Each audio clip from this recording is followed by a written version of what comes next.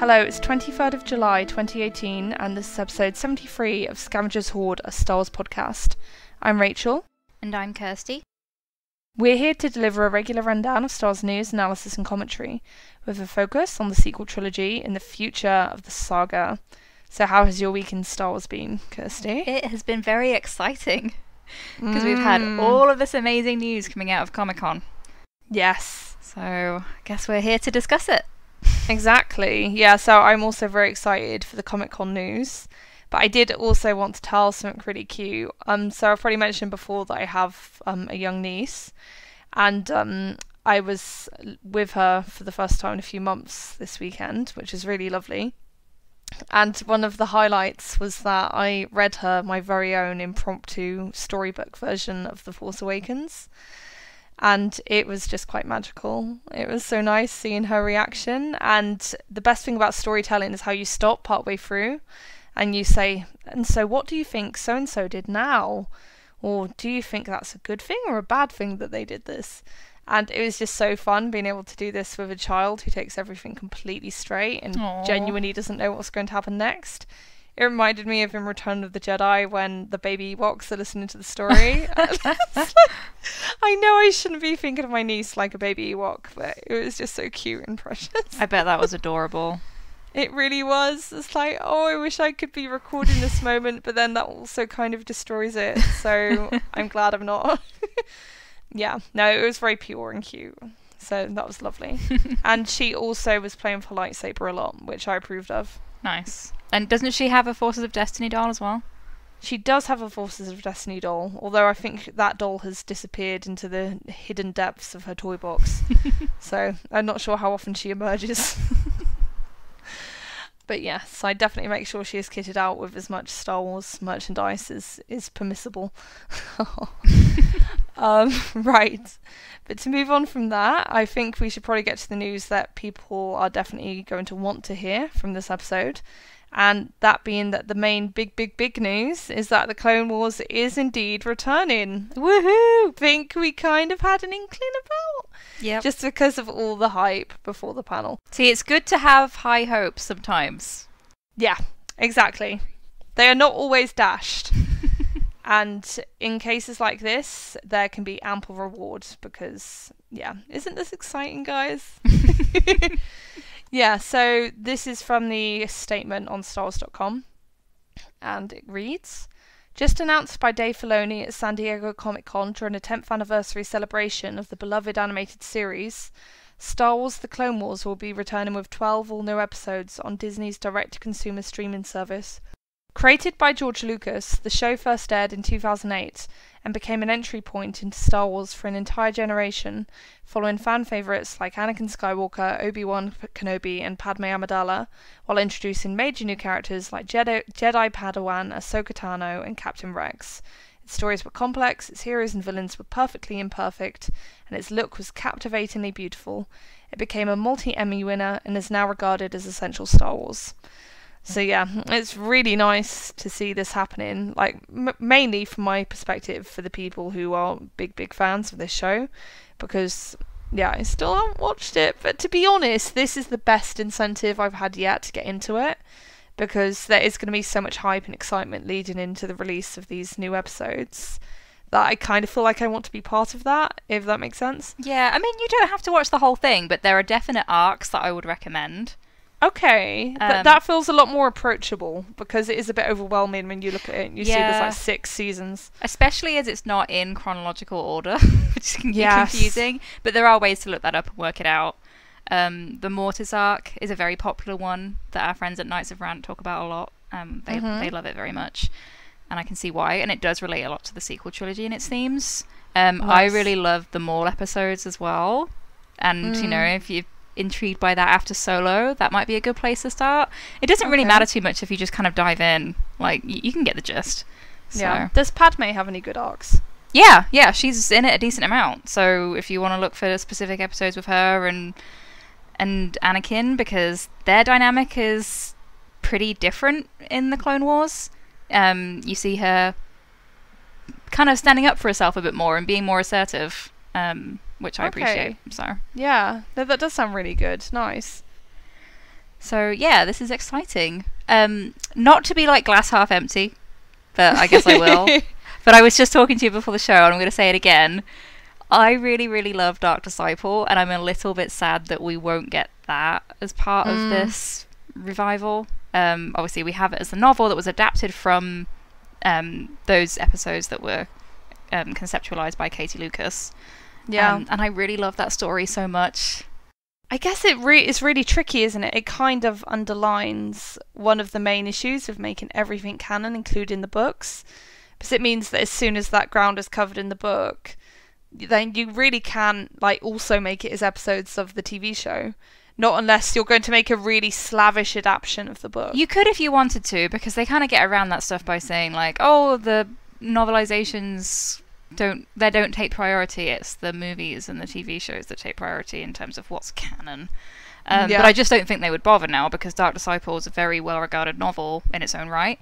And I recommend it to everyone, especially people who like redemptive enemies to lovers stories. I'm just very intrigued by that trailer. And pretty Anakin returns. Yes. And Ahsoka as well. Oh god, it's going to be so emotional, because we see her obviously walking away from the Jedi Order. And then we've got Rebels, where her and Anakin are reunited, but he's Vader at that point. Yeah. And now we have this. The feels. Yeah, there's going to be some good gap filling. Again, I don't know much about Clone Wars, so I'd very much defer to your knowledge, but I have heard people say that these new episodes, they're going to focus on the Siege of Mandalore. That's what it seems like, because you have Bo-Katan stood next to her in the hologram, right? Right, okay. So, yeah, I'm intrigued by that. Yeah, but I think from what I've seen online, and again, I'm speaking from a position of almost total ignorance when it comes to the Clone Wars, so I'm not claiming knowledge here, but my understanding is that Siege of Mandalore, it kind of happens either simultaneous with or very close to Revenge of the Sith in the timeline. Mm-hmm. And I've seen some people speculate that in these new episodes, they may show Ahsoka dealing with Order 66 and showing how she escapes from that. And that would be really cool. That would be a great story. It would be really cool to see that from her perspective, and it would just add even more to the pain of Ahsoka and Anakin's dynamic. Yes. And it would be so complex for her as well, because obviously she has this very complicated relationship with the Jedi now.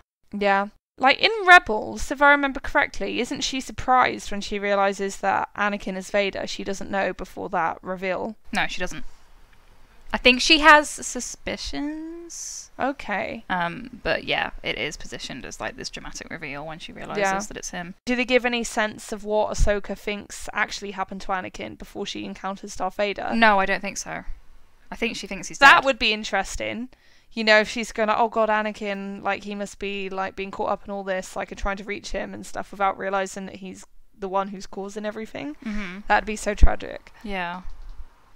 Those episodes are a couple of years old, and I haven't gone back to revisit them, so I felt like when I was watching them, it seemed to me like Ahsoka had an inkling of what that Anakin could have been Vader, but she wasn't sure until she saw him, and then maybe she couldn't quite accept it or something.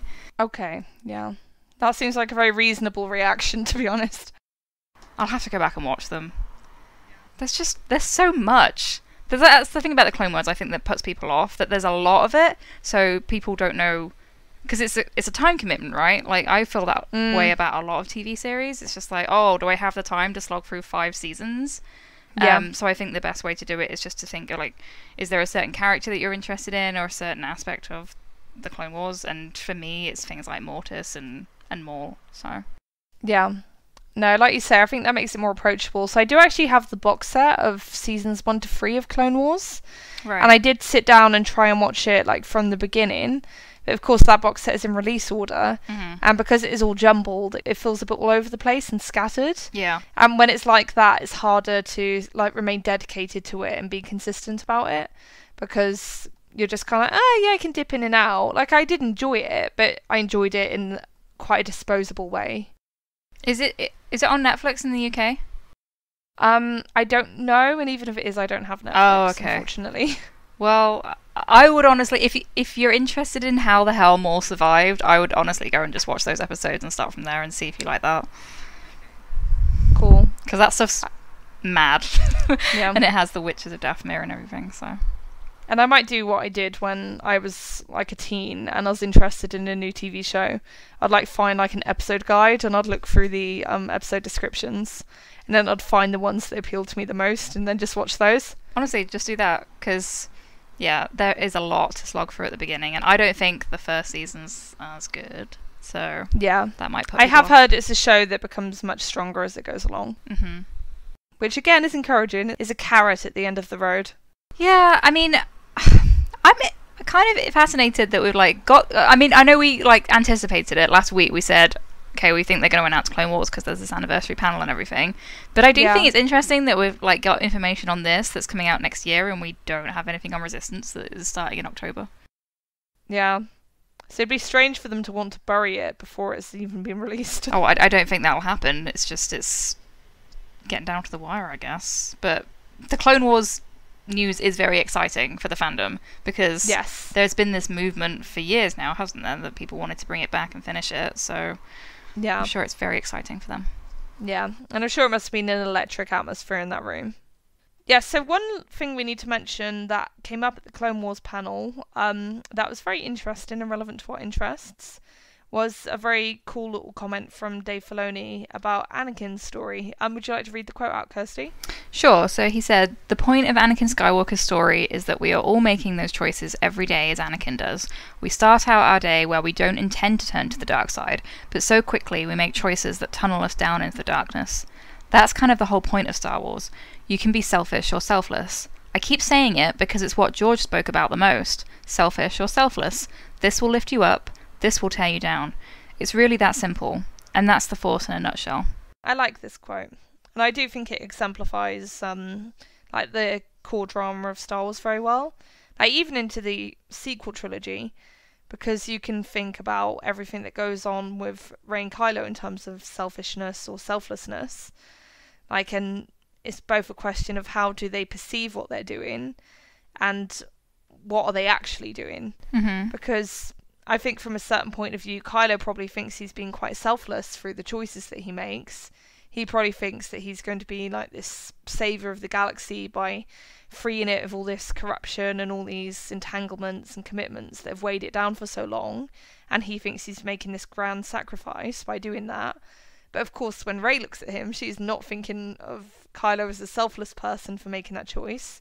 She's thinking of him as being supremely selfish and only wanting power. And I think that's probably how most of the audience look at him as well. So while you understand how he perceives it, like we and Rey see it differently. And yet it's just really interesting. So I think that maybe that kind of thing was more clear-cut in the original trilogy, in terms of where that line between selfishness and selflessness was set. And I think that those concepts are still crucial. They're just being interrogated in a more nuanced way. Would you agree with that, Kirsty? Yeah, I mean, it kind of reminds me of the discussion we had a few weeks ago about corruption. And we didn't spend as much time on the original trilogy because, like you say, it's a little more clear-cut there. You kind of know where you stand a bit more with the characters. But from Anakin's story, and then with Kylo and Rey's, it is a bit more complicated because you relate to them as the protagonist in a way that's different from how you would relate to Vader in the original trilogy. So you can identify with these choices that are considered mistakes, and they are selfish, but you can understand why they happen. And yeah, because we all make mistakes. We are all a little selfish at times. But Star Wars kind of encourages you to keep on that right path. So it's like, that's why it appeals to kids so much, right? So yeah, I just really like this quote because it kind of drilled down to the basics a bit more and kind of reminded us what it's about at its core. Exactly. So I do think Dave Filoni has a very, very strong understanding of Star Wars and what's right at the heart of it. And yeah, that's why he's been such a good, like, creative driving force behind all the animation, because even though he goes to all these different places with it, he is still good at keeping those core ideas and core messages in there. Mm-hmm. Yeah, so is there anything else we want to bring up that emerged at the panel or about the return of the Clone Wars? I haven't actually watched the panel yet, so I guess, was there anything of note in the trailer that you wanted to bring up that we haven't? I guess it was a pretty short trailer. It was a pretty short trailer. I think my main observation was I thought the animation looked really beautiful. And I think it looks like that it might have actually improved since the old series. I think which so. would make sense because I'm sure Disney is able to throw a lot of money at this thing. And also technology's advanced since 10 years ago. I kind of liked Ahsoka's look as well. She looks kind of like appropriately like in between the ages that we've seen her before. She looks a little bit more grown up from the last time we saw her in the Clone Wars, obviously, but obviously younger than when you see her in Rebels. So yeah, how old would she be towards the end of Clone Wars? I have no idea. Like a teenager. Yeah, I was about to say she looks like late teens to me, which I guess would be about right. So yeah, it's very exciting stuff. And yeah, maybe this will be the thing that finally pushes me over the edge and gets me to watch the show. So watch this space. Yeah, I mean, I'm looking forward to Resistance happening so that we can get more into that and maybe discuss it on a weekly basis. Yes. Right, okay, I think we can probably move on from the Clone Wars now. So yeah, the next thing we'd like to talk about is that the publishing panel yielded some very interesting announcements, and most exciting for us was perhaps the Padme book that was officially announced. We've heard rumblings of this before, but I think we feared it might have actually been scrapped and that it might have been confused because Padme was going to make an appearance in the new Timothy Zahn book, but that doesn't appear to be the case, and we are definitely getting a solo Padme book. So yeah, would you like to read out the details of this, Kirsty? Says Padme Amidala served Naboo well as its queen, but now she is ready to begin a new chapter in her life. Then the newly elected queen asks Padme to serve Naboo in a new capacity, as its senator. With the help of her devoted handmaidens, Padme must figure out how to navigate the treacherous waters of politics and forge a new identity beyond the Queen's shadow. So E.K. Johnston on Queen's Shadow says, it's the story of Padme changing from a queen to senator, and the person right behind her and all the other handmaidens behind Padme. Yeah, so this is very cool. The book is going to be written by E.K. Johnston, who also wrote the Ahsoka novel. And it's going to be released on 5th of March 2019. So just in time for celebration, actually, which is exciting. Yeah, so this is pretty thrilling to me. So this is exactly what I wanted from a Padme book. I wanted material on that gap between The Phantom Menace and Attack of the Clones. Same. So this is perfect. I'm so happy because that's a big gap in canon generally, let alone just for Padme. Yeah. And I'm just super pumped to see like more stuff with her and the handmaidens. And just from a personal perspective as well, I have my fingers crossed really hard for some queer subtext because E.K. Johnston delivered with Ahsoka. And I would love to see a little bit of that with the handmaidens, but that might just be a pipe dream. Well, there's plenty of room for that, let's face it. We'll see. What goes on in the dressing room. Exactly. But, you know, it could just be a little nod, so. Yeah, exactly. Even subtext is nice. So yeah, like, I think this sounds really cool, and I think that this has the potential to give us the most interesting and in-depth look inside Padme's head. Would you agree with that, Kirsty? Oh, absolutely. We've been talking about a potential Padme novel for quite a while. We've probably been boring people talking about it so much because we've been saying we're starved of storytelling that's from Padme's perspective, right? She can be featured in a lot of stories, but so often she's there, but you're seeing her through Anakin's point of view, you know? Yeah. So to get a book that is primarily focused on her is so exciting. Yeah, it really is. And that's also just true in general of female characters, to be honest, in terms of, like, not really having content that's just about them. I mean, yeah, we were started it with Leia as well, weren't we? Until we got those books by Claudia Gray. Yeah, in the last few years, there have been great strides made towards improving that situation, with books like Leia and Ahsoka, and let's say Phasma, because that's all about seeing her from the perspective of other people, but she is still this, like, mythic figure that book revolves around. And yeah, so there's been a much greater interest in the internal, like, lives of women and how they perceive things and how they experience the world. And that's really interesting to me. Now we just have to wait. Exactly, so we need to be patient. But the cover art was beautiful. Saw it really was. Floating around over the weekend. Yeah, I think people who were at the panel got printed copies of that, which I'm very jealous of. Yep, same. It looks so good. Is there like one little aspect of Padme that you'd like to see explored in a novel about her? I would like to see more, because we got it cut from the prequel movies. I would like to see her interacting with her sisters and her mother. Yes, that's actually what I was going to say. Oh, sorry. Family. Don't just worry. Because those deleted scenes are so cute. They are. Yeah, I'd just like to see nods to those. And yeah, just to see more of her female relationships. Her relationships with female characters, which, you know, she has the handmaidens there, but it's not the focus of the prequels. Yeah. It kind of almost feels more decorative, doesn't it, in the prequels? Yeah, I mean, in The Phantom Menace, it's obviously like a key aspect that you don't know that it's actually Sabe instead of Padme and all. But yes. Yeah, she's still like more enigmatic and mysterious as opposed to actually seeing things from her perspective. So yeah, exactly. And that's why we don't really get those relationships explored, because when the whole point is that we're not meant to tell who's who for the longest time, you can't really show Padme in her downtime having a heart-to-heart with one of her handmaidens. True, but it does make for some amazing interactions between Qui-Gon and Padme, with him not realising, like, just like, well, I don't approve. That is really true. The Queen doesn't need to know, alright, Padme? Yeah, she doesn't. Ha ha ha ha.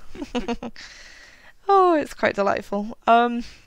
Right, is there anything else you want to say about the Padme book? No, except I'm counting down the days until we can have it. So yes, that is going to make for a fun review episode. Mm-hmm. Oh, that was one more thing I wanted to ask you. Have you read the Ahsoka novel? Yes, and I did enjoy it. It's not my favourite, but it's well written. And I mean, what's not to love about Ahsoka? So yeah, did it go much into like her like thoughts and like her inner life? Yeah, it's told from her perspective. Nice. Right, then the next big announcement is that a Claudia Gray book was announced, and this is going to be on Qui-Gon and Obi-Wan, and it's going to be set in the period prior to The Phantom Menace. Obviously. Haha, yes. Because, spoiler alert, Qui-Gon dies in The Phantom Menace. It could be a mid-quel. Her short story about them was set afterwards, because he was a Force ghost, so... Yeah, we could do an entire novel with Force Ghost Qui-Gon. That'd be funny. I like this because she's said in the past like she wanted to write a book about them.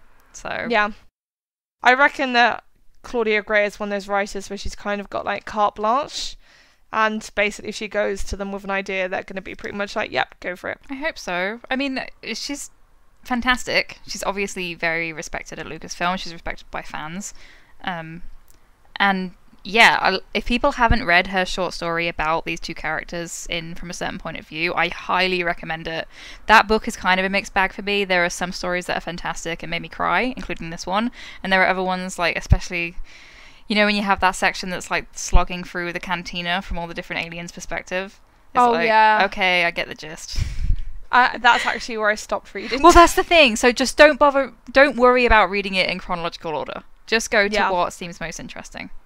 Again, that's the problem with owning a book on Kindle, because when it's on Kindle, it's harder to dip in and out of things like that. Okay. You obviously can, but it just takes more effort. You can't just flick through pages. Right. So yeah, I wish I had that in physical copy.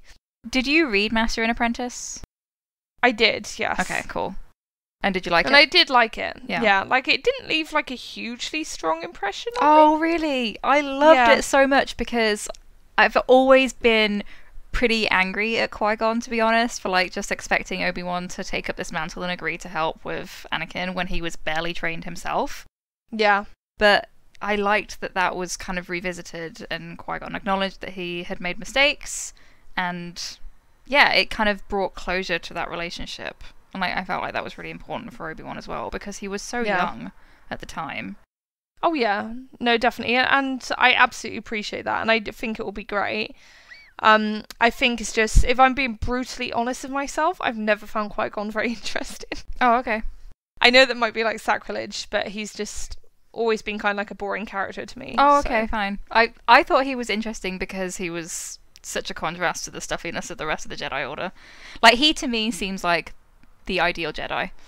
You know, like, he just has his own innate sense of what is considered right. I know what you mean. I think it's perhaps because in the movies that's played very, very subtly.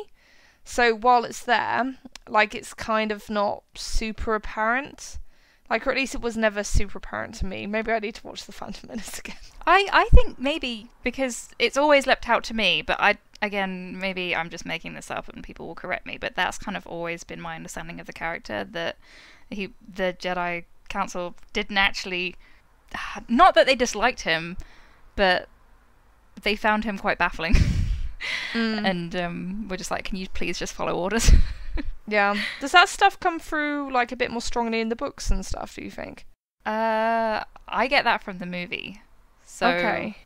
Maybe it's just me making it up, but that's kind of... I don't think you're making it up at all, because I have seen other people like make similar kinds of comments.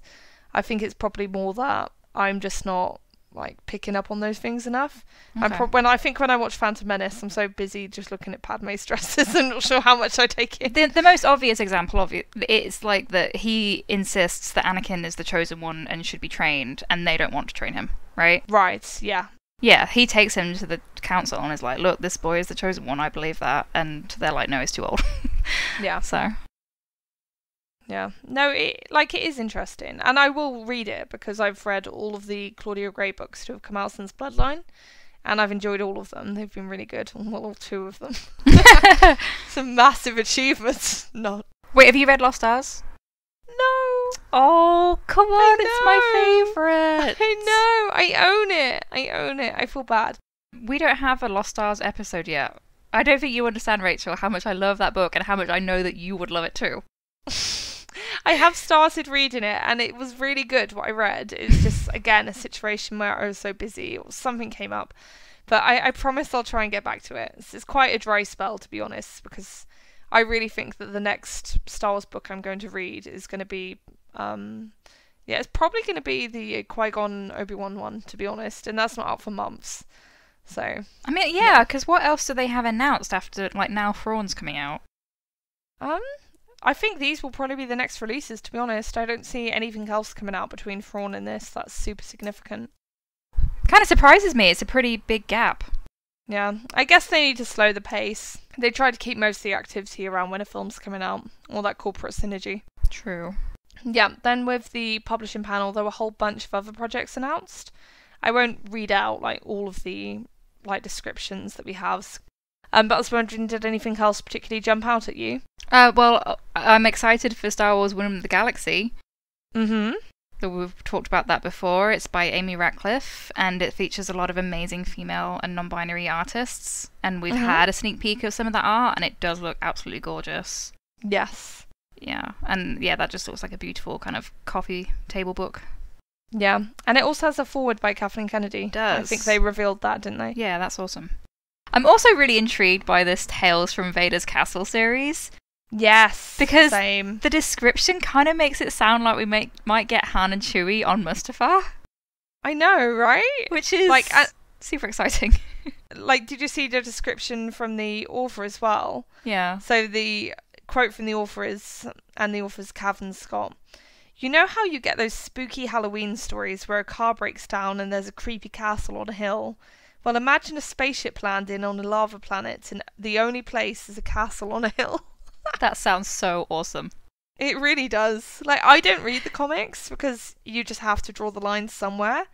But even I would certainly be interested in looking at these things. Oh yeah, I'm going to read these. It just sounds like such a wild concept. The idea of Han Solo creeping around Vader's castle before he's met like Luke and Leia and has no idea. Just like, that sounds so amazing. Yeah, I'd kind of like it to be like in a Scooby-Doo episode or something. Yeah. You need to preserve that sense where Han doesn't see anything that's like overtly supernatural. Mm-hmm. That might make him think, oh yeah, there's Force thing, there's definitely something to that. So it would almost be funny if like you have Chewie and he's like desperately like pointing in the background to something like really weird and creepy that's happening. And Han's like, I'm not going to look at that. Don't be stupid, Chewie. You're so superstitious. Mm-hmm. And then when he finally turns around, it's gone. Yeah, that sounds amazing. Yeah, I hope that happens. That'd be good. And then there is the intriguing line that is a bunch of new Marvel comics. And they are Age of Republic, Age of Rebellion, and Age of Resistance. And the description of these is: journey through the entire Star Wars saga with Age of Republic, Age of Rebellion, and Age of Resistance. A 30-issue maxi-series chronicling the most iconic heroes and villains from across the galaxy. This epic Marvel Comics event starts in December with Age of Republic, Qui-Gon 1, and Age of Republic, Darth Maul 1.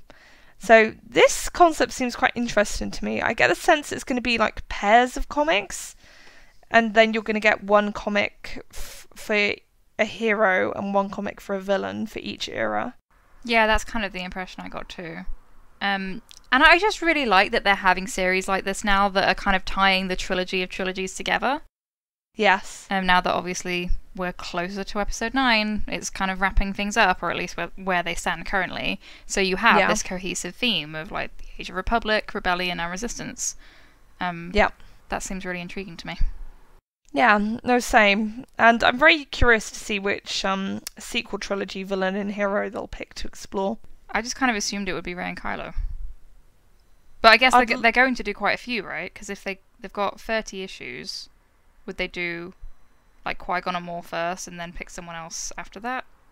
Yeah, that's a good point, actually, if there are so many issues. So they'll have like Anakin and then Dooku, or...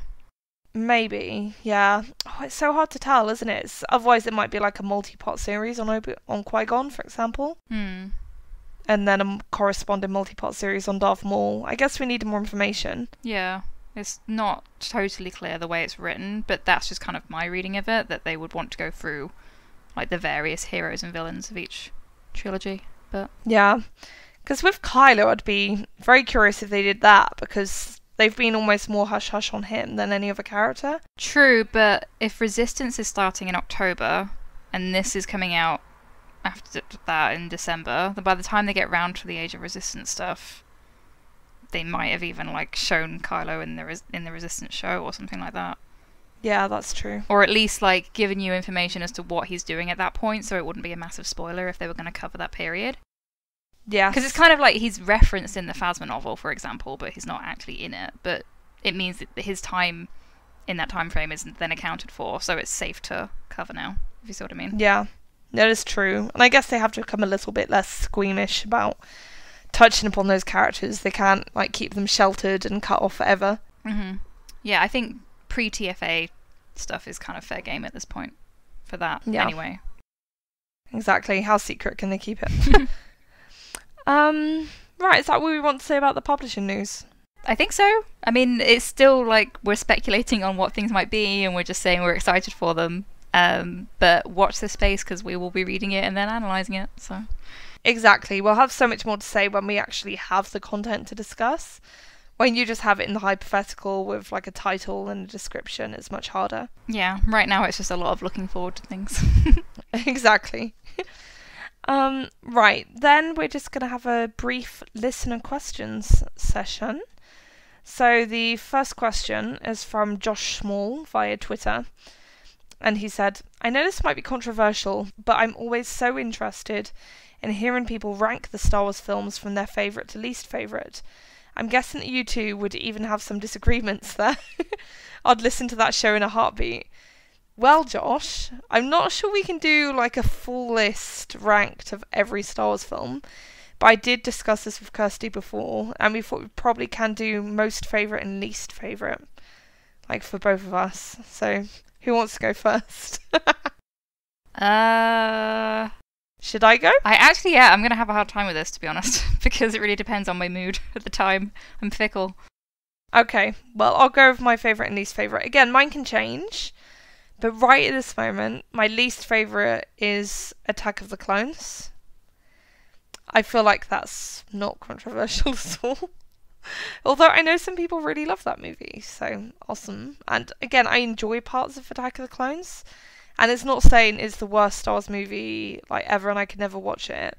It's just the one I enjoy the least. So that's my view on that one. And then my most favourite... This is hard, and this is definitely going to be way more controversial. I think my most favourite is probably The Force Awakens. I still don't know how to answer. I'm sorry, I know this is really boring. But... You love them all equally. No, I don't love them all equally. But I don't really have like a least favourite Star Wars film because there are, like you said, there are aspects to all of them that I enjoy. Yeah. I guess maybe is there one where the issues with them particularly stand out? I'm going to be honest. I think I prefer The Phantom Menace and Attack of the Clones to Rogue One. Wow. So maybe Rogue One is your least favourite? It might be. And I think it's a good movie, so I'm not like trashing it. It's just the one I've been least inclined to revisit. I think I've watched it once since it left the theatre. Yeah.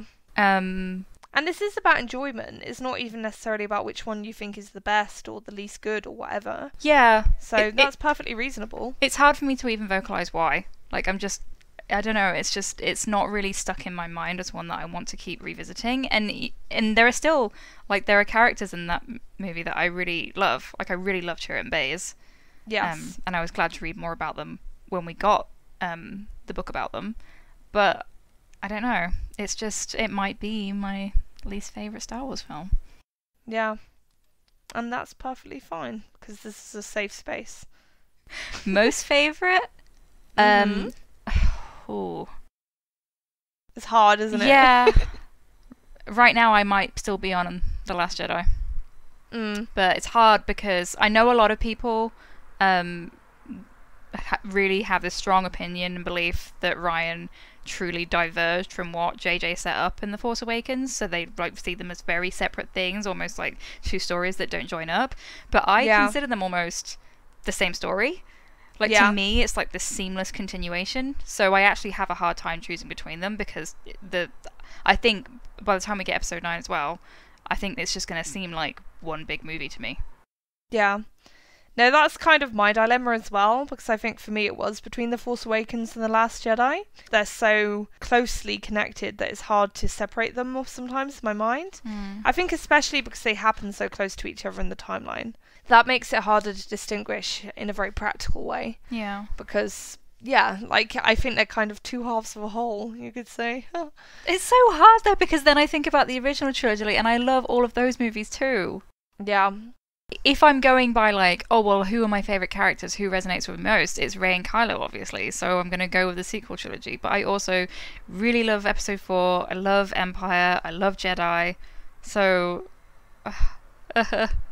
Yeah, it is so hard. Yeah. I think for me I had to end up choosing like one of the sequel trilogy films because those films have just had this like huge pull for me, and they've meant so much to me, and they've kind of transformed my life even to an extent, you know? Oh yeah, I think it's clear for both of us that the sequel trilogy like resonates on this other level, because that's like why we started the podcast.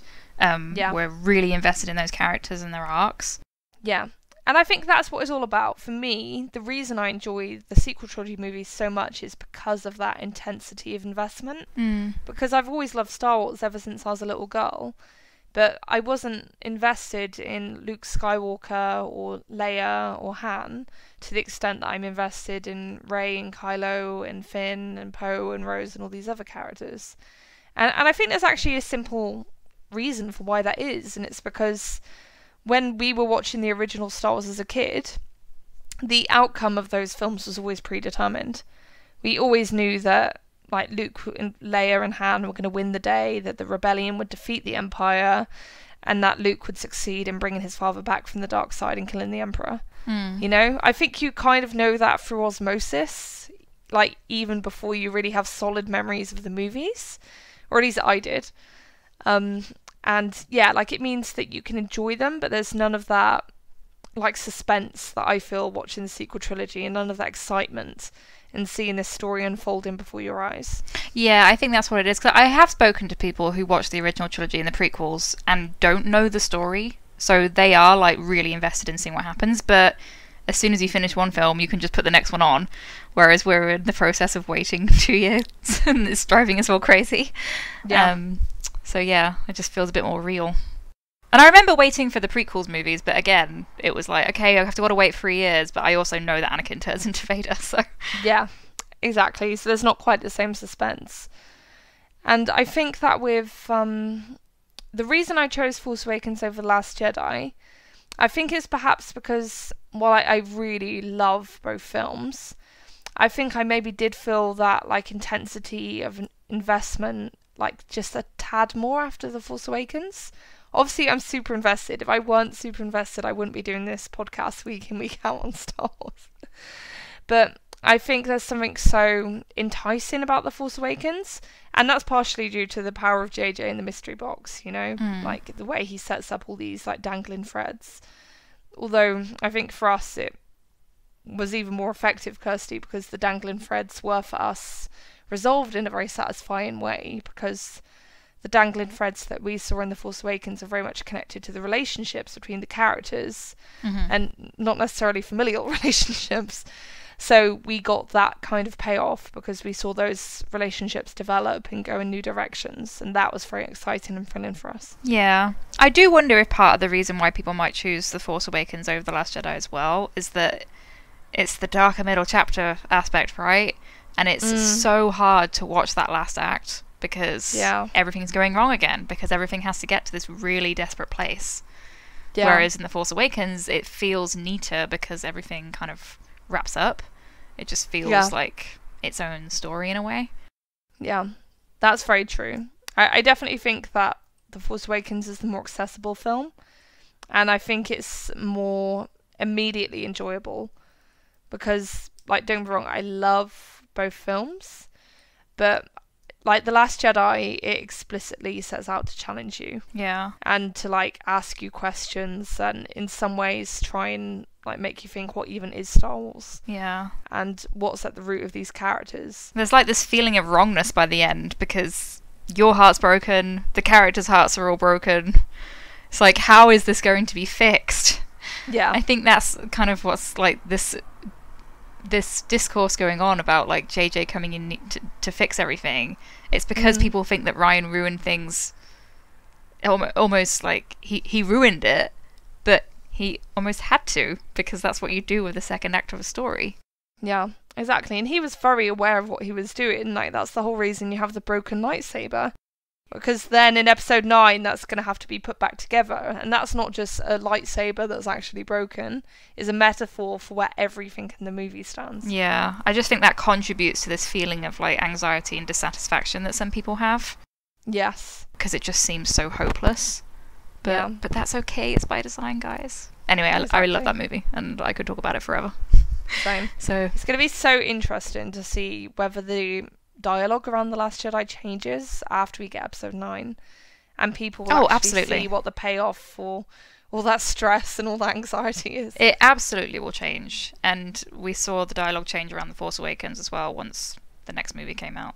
So that's what I love about it. Like, it all seems so alive, and people's perceptions of these as films in their own right are always going to change. Yeah, and we see that now with the prequels. I think like there's a prequels revival going on. People are revisiting those films and maybe felt like they hated them. Like, there has been this really intense negative response to the prequels in the past, but I feel like not everyone, but some people are starting to soften their opinion of them. And things like the Clone Wars and the extra material, like the books coming out, I think that might challenge people's perceptions a little bit. Yeah. Exactly. And I think it's also down to something we've said before, which is about the people who were children when the prequels were coming out. They're now adults and they can now have their say and they have a voice. And because they're in that position, their voices are actually being heard now for the first time in a significant way, and that passion and that love for the material is actually getting through. Yeah, I think that's why we get things like this Padme book announced. Because they know that there's going to be this audience who are already invested in that character, but I don't think we'd have got it just a few years ago. No. And it's really nice, because I don't think you can say there's a single like corner of Star Wars that doesn't have someone in its corner now. Mm-hmm. You know, like there's no such thing as an aspect of Star Wars that's universally hated.